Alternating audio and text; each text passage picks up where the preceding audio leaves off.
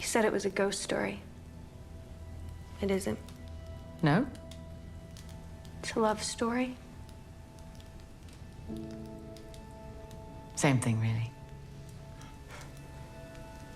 Well, if you go on to retell it, make that change up top for me. Oh, it's so sad.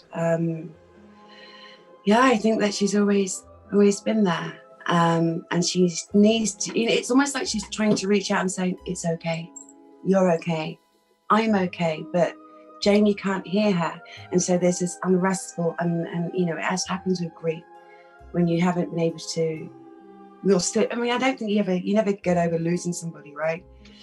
We just learn to live with it better. And I don't think even Jamie at the end, I don't think she's ever, she got into another relationship. That love is still there, and death, God, it's so terribly romantic. Death can't keep them apart. Yeah. But she doesn't know it. It's a shame. It's sad.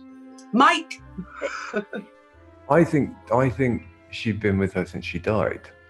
That's kind of how I mean, when originally, before they wrote the scripts, Mike brought me in to the writer's room, and he did the most impressive, 45-minute pitch with pictures of ghosts and but there were no scripts. So it was just these sort of whiteboards with something will happen here and something. And he and I was in floods of tears by the end of this thing, because he just said, and she puts her hand on her shoulder and she's been there this whole time. I just thought, oh, it's deeply moving stuff he writes.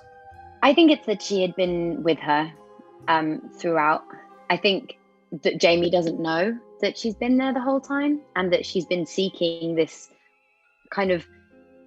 some kind of sign to let her know that she has been there. And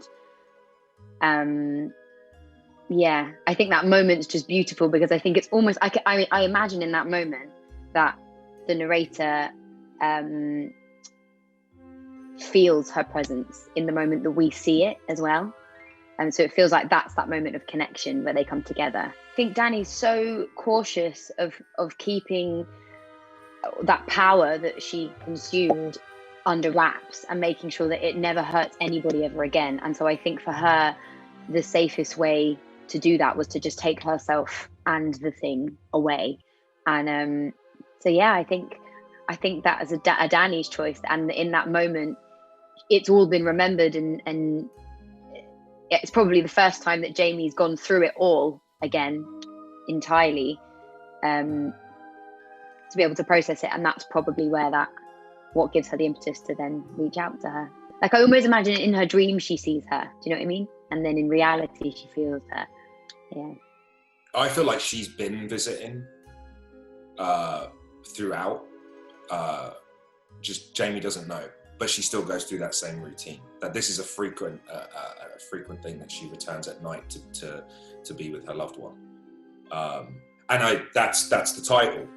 Even it dawned on me, the haunting is not about ghosts. The haunting, what haunts us is it's our love for people we broke up with, people we're with. That's what we can be haunted with sometimes, and that's the ghost. The ghost is our heart and our attachment.